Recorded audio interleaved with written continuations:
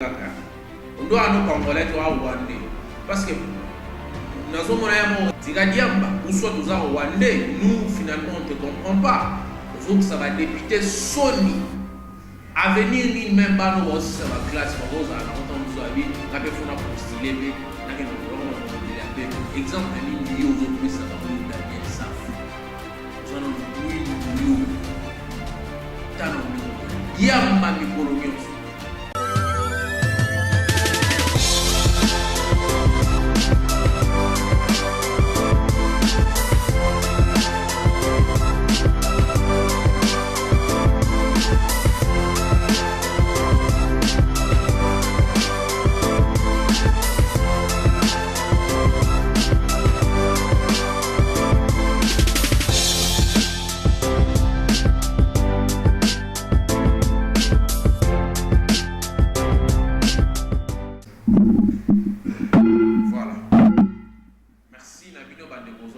Partout dans le monde, bienvenue dans votre émission terminale, émission Wapi, tout sur la caméra Dali Mboka, Petoya Makaba, grand analyste et un Mboka Oyo, pour nous partager ma idée et puis pour découvrir Makambo et Belé.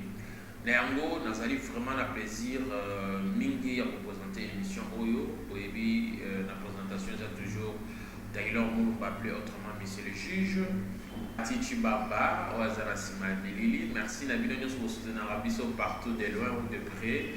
Namoni Bongo Mado Valet Bourgeois, depuis Allemagne, merci Nayo Magim Poto depuis Irlande, na Bossanité Bongo Mado Brims na Ozim Pemba na Chicago. Voilà, pour na Lelo Nayambi, pour na Mboka, na Kombo ya Trésor, je m'excuse, Trésor, le Zolo. Wapi, Tosolanae, moi, Makambo Belé, où s'est passé actuellement en Boka, bien entre guillemets, à vous préciser, ce qui Azali Nani. Déjà, on a appelé Mbote. Bonjour, Deko Tréor. Je jure de dire la vérité, rien que la vérité, parce que vous allez devant le juge président, Taylor Moulumba, il faut qu'on va solo. Solo, peut-être Martoine et Bozonon. J'ai dit la vérité. Merci, Deko Tréor. Deko Tréor, le Zolo, Ozali Nani, Osalarani. En fait, Traoré Luzolo Azali jeune Congolais, puis un jeune juriste. Il a étudié dans l'université de Kinshasa. Il n'y a pas eu tout cela qui va diplôme dans il y a licence dans le droit. En dehors, il y a la juriste, je suis aussi analyste politique. On analyse la question actualité à Bokanabiso.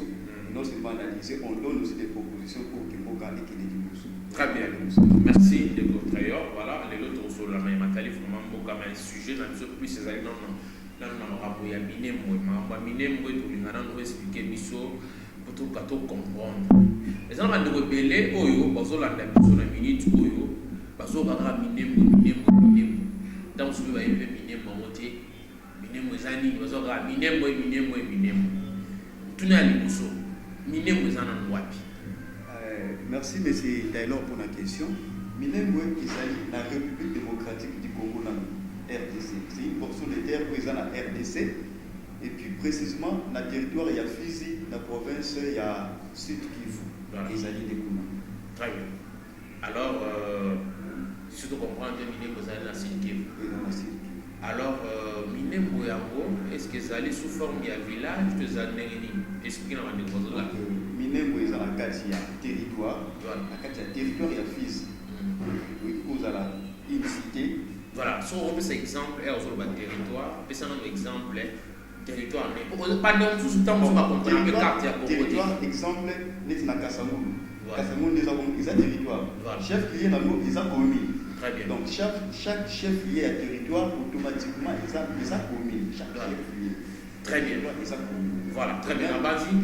Bandeko Hollanda yo, bazu quand même indice. Pour ça, on sous la carte à Congo bien. Et bon, on peut pas que Minembo à Congo. Alors bien, ils ont un site qui a besoin de la rôle sous pour na bino besoin maîtriser carte à Congo bien pour vous me comprendre bien que Minembo à Congo. Minembo à RT. Mais Ndeko Tréor maintenant ko yebisa biso. Comment est-ce possible le peuple nous sous le place Bazali na mboka mususu neti Rwanda directement baye pour olobi que Minembo dans Sud Kivu si qui vous en a Congo Bawande balongo directement bayeti na minemu ndeko utukolo ba o ezali territoire na territoire fils voilà balongo kuna tipa na bango baye bou na Congo est-ce que ça là c'est le en tout cas mboka na biso na lobano balibele qui sont infiltrés depuis kala na tamba fatita yo kuta déjà babilo rebelle salima désordre OK côté il y a parce que je l'ai toujours dit que le Congo c'est un état passoire au koki ko na est OK na ouest OK na nord OK na sud sont toutefois intercalés il lo kona nyoso ibanda depuis 1998 tant on est ba Rwanda ba yaki ma système na bango AFDEL Laurent Moussé Kabila era yaki kokota il était accompagné des Rwandais ba on est ba soutenir pour que alongola na le président Mobutu ba pouvoir yango wana nde pesa ke bamonzi la liloko yo bazala la Congo s'infiltrer infiltrer ba service na biso nyonso et puis tozangani tozoyeba na lisusu te donc c'est à partir de là que bakotaka na Congo et bakoti na Congo oyebi très bien partie nord wana jusqu'aujourd'hui tozalaka menacé et que pour ça na bango ezalaka ekota na nini na bango ekota na territoire na bango nord Kivu Sud Kivu ba récupérer portion de terre wana ekota na ita na bango. Oui, bien que biso le logo na constitution na biso to la banda biso nyonso to futa yango ke jamais de kondimaka même 1 cm à Congo lomba et que les côtés mususu yango mona ka bitumé ça na kati na est bango ba toute la richesse des akuna ba na richesse te le logo Rwanda ce que komi Rwanda ko to benga Rwanda comme espoir et Afrique c'est par rapport à la richesse dans mboka na biso et ba to infiltrer biso na ba service et ba to kotaka de façon illégale ba to semi ba terreur ba to pouvoir ba to récupérer richesse ba to donc au Sénégal la banque ezalaki parti wana nyonso ezala nord aussi ba récupérer yango ekota côté na bango donc mission na bango ko bayela na Congo yango wana du fait que mission na bango ali koso ezalaki ke ba pouvoir il fallait ba kanisa la bango il y a qui ko arriver que Laurent Moussé Désiré Kabila ayaki ko basculer ayaki ko bebisa accord na bango na ndenge abimisaka bango bazongi na mboka na bango ozonga bazongi ale bazwi balati casquette mosusu baye kozonga yesu na Congo ekomi o bana mulenge o nini makambo belebele il y a des Congolais là parce que ça sort la biso, mais il y a aussi des Rwandais parce que je le dis au préalable que nous sommes infiltrés. Très bien. Donc, nous sommes infiltrés depuis l'entrée à AFDEL.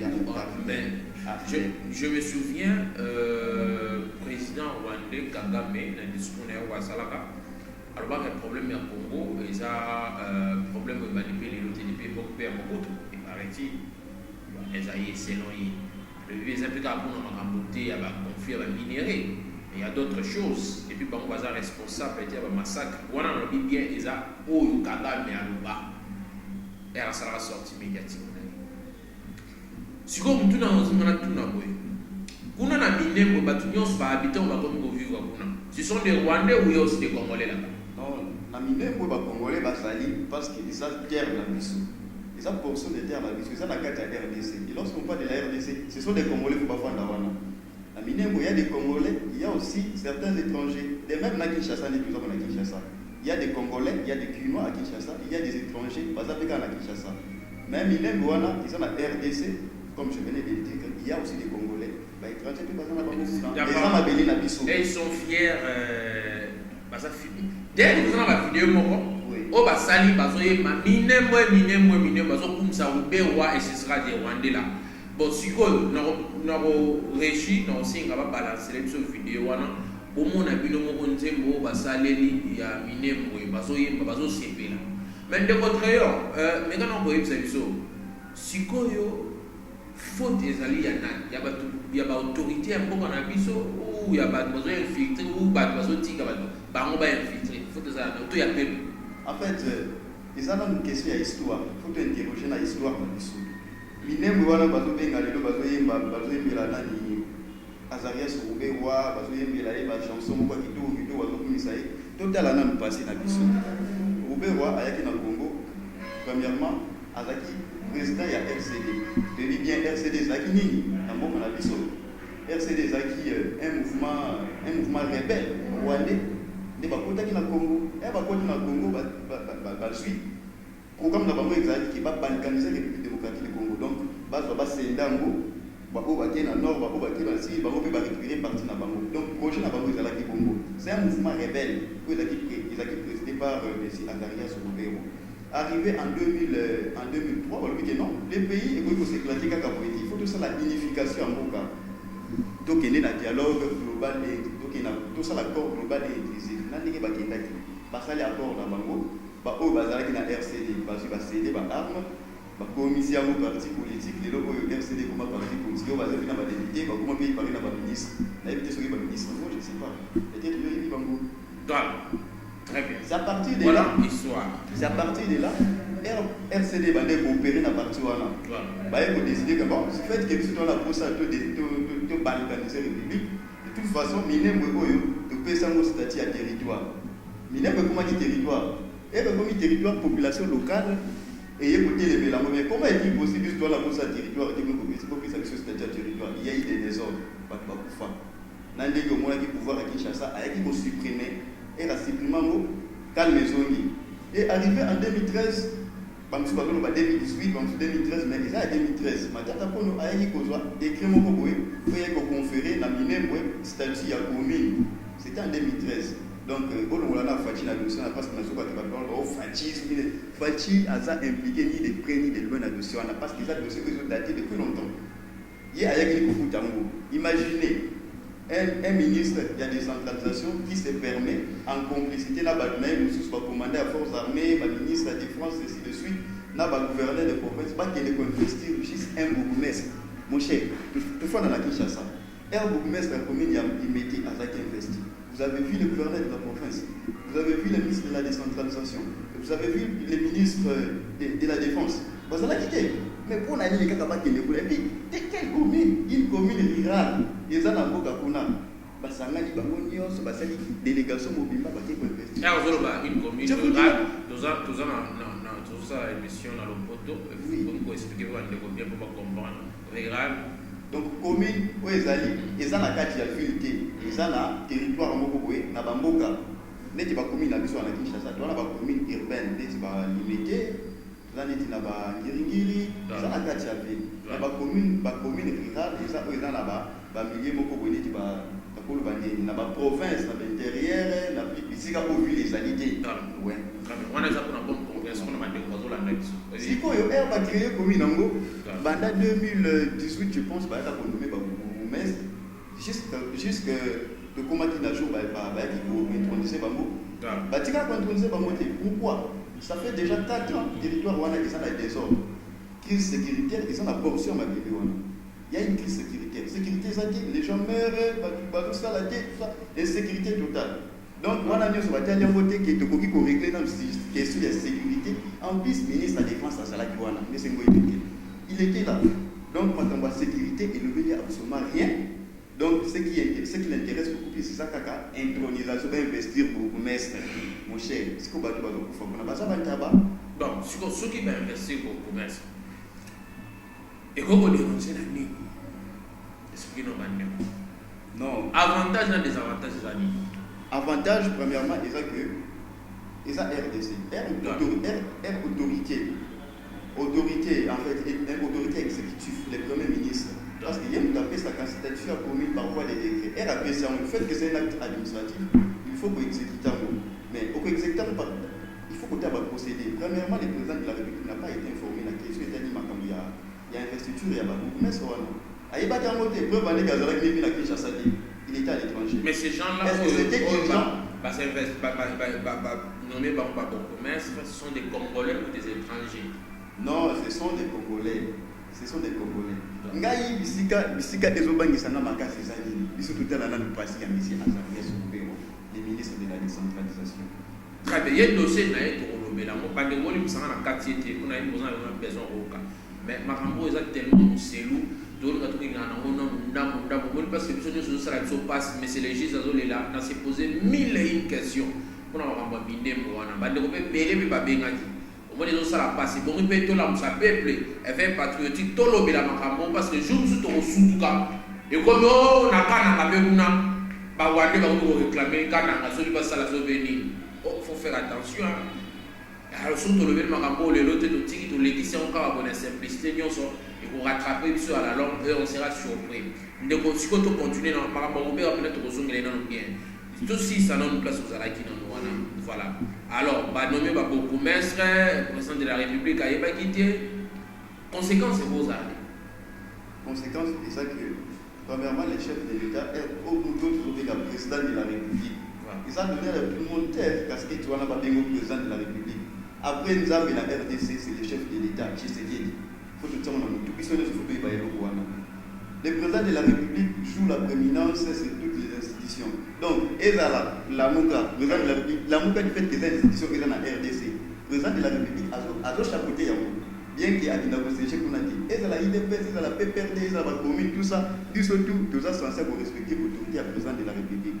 Comment un ministre, qui ne peut pas relève, qui ne peut investir, en fait, un bourgmestre de la commune Mokoboué, sans toutefois autorité, le président de la République, c'est lui qui joue la prééminence sur toutes les institutions, ça va les fonder. Vous trouvez ça normal? Est-ce que vous trouvez ça normal? Il y a la considération. Bon, si le président de la République a eu à ça qui est informé, si bien qu'il réagit, peut-être que a réagi. Mais sanction, est-ce qu'on ne peut pas sanctionner Roubero? Roubero, premièrement, il y a FCC. FCC est majoritairement, majoritaire. Mais le président de la République dispose. Le président de la République a un pouvoir pour sanctionner. À mesurer les conséquences que les résultats dans l'investiture. Il va mesurer. Et à mon avis, que les conséquences sont néfastes, sont graves. Il peut les sanctionner. À un pouvoir, c'est lui le chef supérieur. Mais c'est lui. Mais qu'est-ce qui empêche en ce que le président de la République, ou soit, assez de côté, assez a démissionné. Au moment où Nicolas Nekaki a missionné ce combat qui est Yémen. Vous avez suivi ça? Yémen. Un certain ministre se réveille le matin, il dit à TV, il dit n'importe quoi, non, Yémen, il s'est il a démissionné, non? Quand il a conseil des ministres à Côte-Ivoire, il faut essayer de déconnecter-toi. Il s'est déconnecté. Il est au chômage. Est-ce qu'il y a Yémen? C'est Yémen qui les soutient aujourd'hui. Je pense qu'il n'a pas de je pense qu'il n'a pas de parce qu'il n'a pas de soutien. Il y a un ça pour vivre fonctionner. On a un certain Yémen, on a crié Yémen pour protéger tout ça. Mais il y a un moment où on a dit je suis protégé, je suis. On peut les limoger. À tout moment, on peut les limoger. Voilà, ils ont un mot à maquiller, là, ils ont un yémélier. Pendant qu'il va yémélier. Très bien. Tous les dossiers masculins, dossiers ailleurs, ou bien. On a le vélo comme on a un vélo. L'oba, à des oiseaux. Bon, et là, on a le baquet. Il mouvement congolais, il y avait aussi des Congolais à l'intérieur. Il y a objectif qui balkaniser mboka donc bakabola yango katikati bango bazoya bango bakende ko diriger o kuna pe afi yayi abandi ko diriger c'était comme ça. OK mboka oyo papa na biso bakufa ebele bazwa ba chicote na tamo indépendance ba ko indépendance pour que le Congo et comme Congo autour de la mission. Donc vous avez sacrifice wana nyonso juste parce que vous êtes télécommandé de l'un abattement ko boye ko kini ko kabula mboka. Parce que biso ba jeune ko tozoya mboka ni biso ko betela tout. C'est une aventure. D'ailleurs, premièrement, depuis ça fait déjà 4 ans, Batikala pour investir, pourquoi? Parce que la population mineure Batikala d'accord. Batikala jamais plutôt d'accord na érection de la commune mineure. Parce que la carte, mais bango balobi que non, il faut sélectionner les jeunes de différentes communautés, bango tout ça, bango pour diriger commune. Ça ne va pas apporter la solution. On a dit sa solution. Sa solution, la première solution est ça qui pour instaurer la paix parce que bango par mes élèves. Au côté beaucoup mais c'est les lois bango ça là.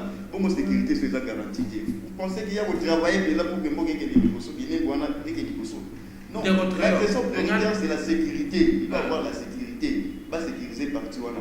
Ngai yeso le bilangai excellence moyimuke na komi kuna na minembo espanda ki otama ke et puis des ordres des la macasse comme ça c'est fait à chaque jour ba kufa ba jeter les gens meurent ba daya la pena ba jeter pour voter pour nous. Trouble. Tous ces gens-là, ils sont en bazar, on a dit, ils sont en bureau, oui, ils sont à l'état pour pomper, mais moi je ne comprends pas, mais franchement c'est regrettable. Mais c'est Rwandais ici, ou ici, c'est pour qui d'ailleurs? Parce que quand on comprend que mon autorité pour un monsieur, mon père, ça ne va pas s'inviter, mais nous avons un Rwandais qui quitte son pays là-bas, il y a des millions. Dans Kabila Rwanda, mais moi, franchement, c'est regrettable. La vérité, la vérité. Mais on va où?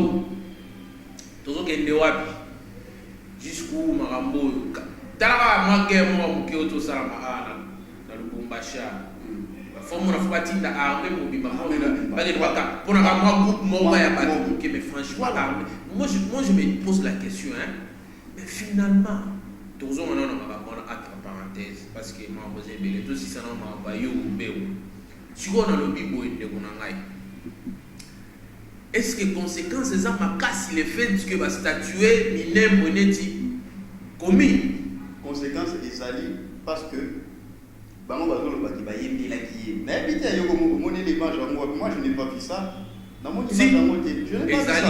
Ezali parce que comme de Galobi, je n'ai pas vu ça. Dans d'autres même Boyoka, Nzembo Oyo, Bayembeli, Oube ou Bayembeli Minem pour à statuer dans le territoire où commis pour que Boye permettre à un bassin de qui nous vivre parce que ma cambo ko peut se sokanda ndeko moto ba na vérité pe bande ko na biso baza capable na montage oui très bien oui biloko wana ti oui bien très bien baza makasi na montage baza tellement fort ba ko recruter certains bateaux là ba ici ba ngolo bani ko yemba ba nzembo non voilà somona ba wande mboka tata na bango na mama na bango ba ngotikela ba wa oh ma combo yembela ozonga non c'est ka bacha mona réussi bobino momo na mambo ezo sala na mboka oh c'est regrettable de que to continuer sikoyo to be na mambo Daniel Saf obi mo be Daniel Saf na mona ondoza Rwanda kaka ondo ano congolais to Rwanda parce que nazo mona yamo tigadiamba ou soit nous en Rwanda nous finalement on te comprend pas. Faut que ça va député Sony avenir ni même pas nous aussi ça va classe ma rose na montant zoabi na pe fona postuler pe na ke no roma mo lobeli ape exemple ni yo zo pe ça ba yo Daniel Saf uzana no mwindu yo tano ngoza diamba mi colonions mais franchement moi je te comprends pas faut ça exemplaire ça faut c'est exemplaire. C'est regrettable. Aux autres qui ont été mis à soda, au lali dans la gomme, il y a 500 francs, 600 francs. Pour y manquer chef de l'État. Quand même. Il faut en avoir respect. Aux hommes l'obélir à peuple. Il faut refléter l'image. Il y a un responsable. Et puis, quand il y a nos awana. Il faut le voler limité. Au yobi na obongi na hote aux attaques députés. Ndeko Olanda ki makamba Daniel Saf. Ndeko langai ne na lobaka ke au moment de l'élection 2018. Franchement, ils ont honte pour la République. Ils ont vraiment honte. Surtout l'élection législative, je vous dis la vérité, on a ça insulte. Ils ont abattu nous sommes comme député mais parce que bande côté comme Kaya na va venir tout le monde a bien. Daniel Saf, t'es Kaya bien, bande côté comme Luba, tout ça. Bien la quartier à tout voter parce que vous avez dit la mission. Au moins, nous avons dit honorable, c'est ce qu'on appelle honorable. Ça pèse, ça pèse. Ce n'est pas donné à tout le monde va être honorable. Mais pas tous pas comprendre vraiment sens honorable. Donc, tout le monde a les pour un parlement déshonorable sans honorabilité. Déshonorable sans charisme. Il se révèle le matin, je ne sais pas ce qu'on dit à qui n'est le parlement. Et j'ai suivi les propos de Daniel Safou. Franchement, je regrette. Je regrette parce que ce l'hôtel n'a passé, Daniel Saf passe à la télé chaque jour. Il passe à la télé, il raconte n'importe quoi. Au film, à présent, Kabila, à ceux qui FCC, a touché Wemabé. Mais aujourd'hui, les seules personnes où il y a qui critiquent mingi bango na ndi ba combien entourage na ye okomone na kingakati yewana okomone boye okomone na simane madame Jeannette Kabila ba so faire donc ya on a bien on les a pour la parasite on les a pour la parasite un député pour la parasite un député faut dépendre na ye moko un député faut akine koloba na parlement pour que ba aspiration ya peuple et trouver satisfaction le peuple a ce qu'il en a besoin na yeba ça la iko ya liki mais les lois comment ba débat parfois un député passe à la télé ba do finga na bango ba député ka pona ba privé na bango oyo mwasi na yo oyo yango za ngata n'est-ce pas makambo ka minembo o ba dernière fois que de kuna ensemble kuna kolobela ya makambo wana c'est bizarre kolobela makambo ba ngeo no sa no ba bitumbo e uto bimana katanga kolobela makambo est ne makambo safufu yo sa ka papa ebe yo za wana te pona ko ka finga chef de l'état mais toi tu yo za nengeni yo tu usa vraiment usa maili te yo safu usa maili te parce que zengi yo safu yo tu es vraiment quel genre de batuyo maintenant au monsieur tu rêves ou quoi makambo ça me belé na mbonga ko yo zo mona te do yo fadeli ka chef de l'état il fallait ko ngisa makambo ya ba militaire yo so comme président de la république yo ko sala makambo o nyonso ye président Félix Azali o sala ko yo sa na mtu na yo wana ya bolole wana o sala ngo o sala ngote aboti ko ambete chef de l'état et puis yo kalaké au somo ko teka makala ndeko to continuer na yo vas-y eloko bango ba koyeba ezali juge président eloko bango ba koyeba ezali lelo Félix Antoine Tshisekedi Tshilombo Fachi Béton na benga ke Fachi Béton bétonné il ne travaille pas seul parce que la coalition au comprendre que FCC Zawana KHP ezali wana vous imaginez FCC a dirigé pendant 18 ans à quelque satisfaire l'aspiration ou soit pas besoin de la population qui un monsieur Tshisekedi a dit avec sa vision à l'objet que non il faut redonner sourire au peuple congolais. Vous pensez que Batouana a ça d'abord parce qu'il 18 ans à pouvoir passer le côté par cause de là na une année ou soit 2 ans Félix Antoine Tshisekedi Tshilombo Fachi Béton à répondre à l'aspiration du peuple au Bambo Baïchouak pendant 18 ans.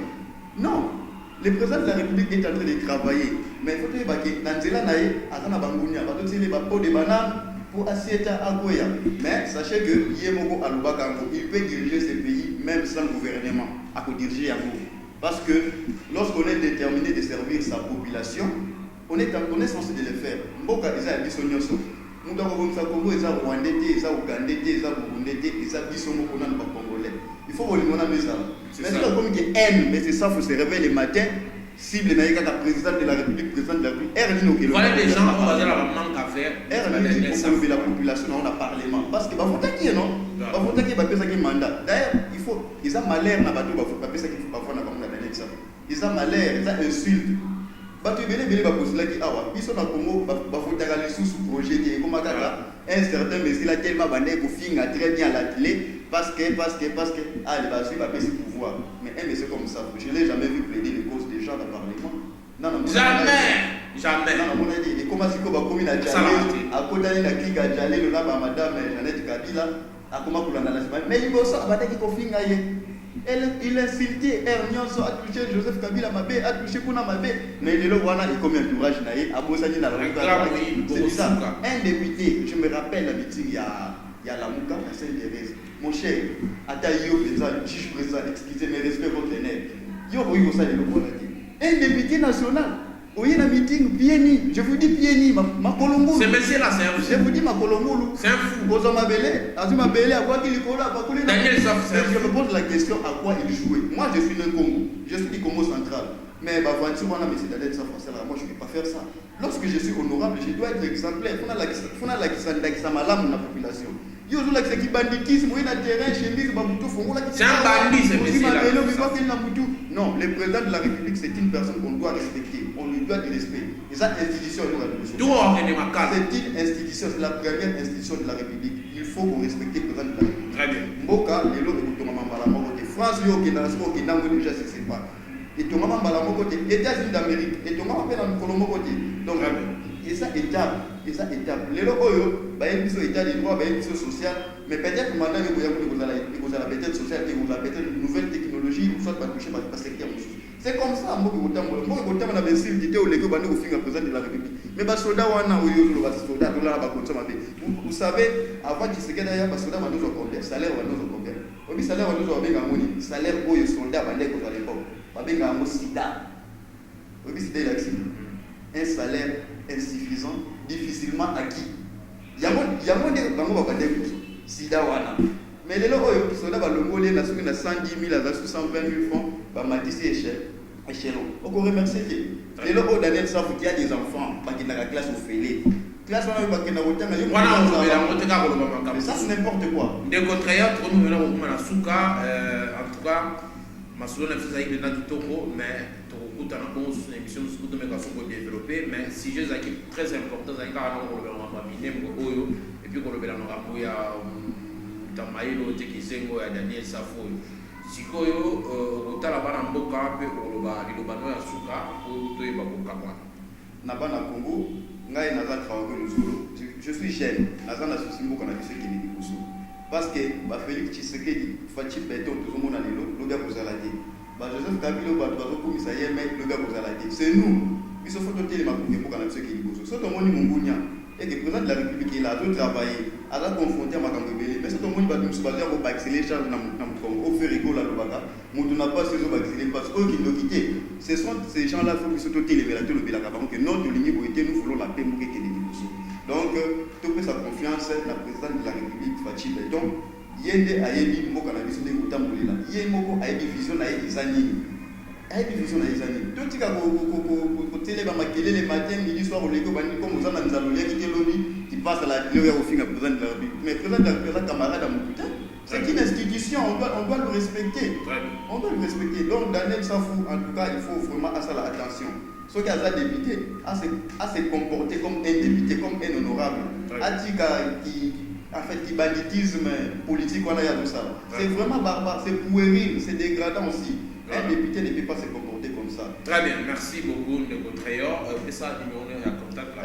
Numéro dans ma téléphone est Ali, plus 243 80 877 622 3.